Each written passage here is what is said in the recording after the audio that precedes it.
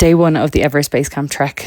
We just finished packing our duffel bags and I did a quick coffee run before we jumped on the bus to the airport. There was this unreal coffee place right beside our hotel. Due to the landslides, we started the trip a day later, and instead of a short flight and a 7-hour drive, we flew directly into Lukla, which none of us were mad about. This plane is absolutely tiny. The air hostess here did a safety briefing with us, which was pretty hilarious given the size of the plane. I really don't think any safety briefing was going to save us if we crashed in this tin can. Lukla, aka the most dangerous airport in the world, gets its reputation due to the short sloped runway, the mountain terrain and the altitude. The runway is only 527 metres long and has a steep upward slope, so landing requires exact precision and there's no room for error here. The other side of the runway then drops straight off a cliff, so the pilots need to be really experienced. Plus there's no advanced navigation aids like radars. The pilots rely just on vision alone. We landed safely in Lukla and watched the planes take off from this crazy short runway before heading for breakfast. I could literally watch the planes take off and land here all day long. I got toast with sausage, baked beans and scrambled eggs. We set off for a hike then, which was a short one to Padding. I think that's how you pronounce it.